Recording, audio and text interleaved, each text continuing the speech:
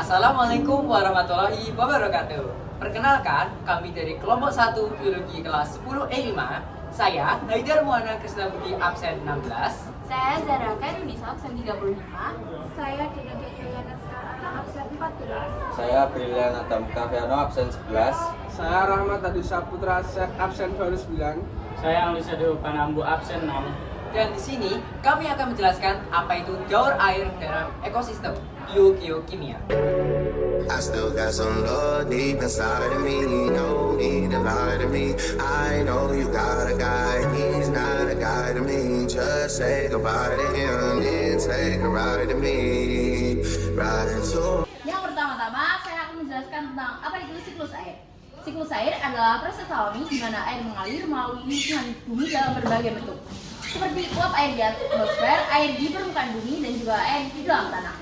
Dalam proses ini melibatkan tahap evaporasi, kondensasi, transpirasi, infiltrasi, dan juga aliran air yang saling terhubung dan mengatur distribusi air ke seluruh planet.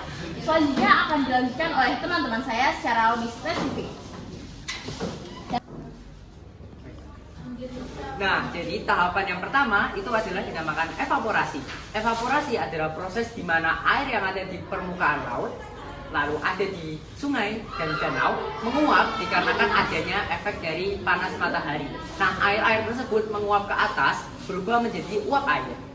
Kondensasi. Setelah uap air terbentuk, ketika naiknya ke atmosfer dan mencapai ke ketinggian yang lebih tinggi, udara di sekitarnya mendingin. Akibatnya air tersebut kehilangan energi panas dan mulai berubah kembali menjadi tetesan air atau kristal es.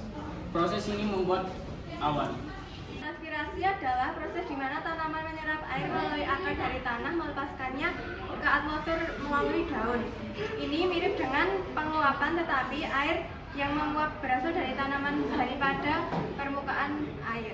Presipitasi, ketika tetes air atau kristal es di awan menjadi cukup besar.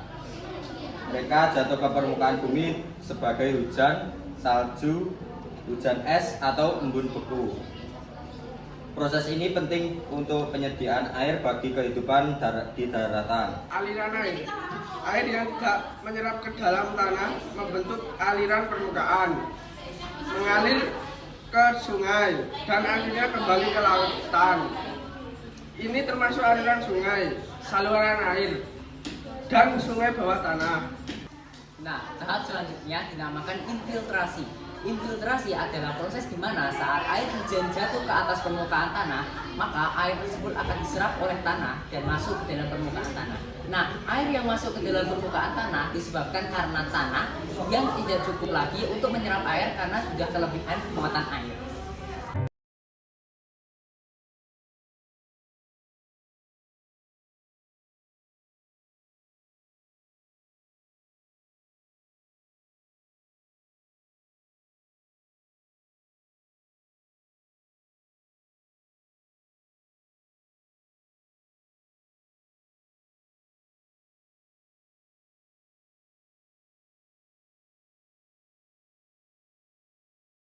Nah, itu tadi adalah penjelasan dari kelompok kami mengenai daur air.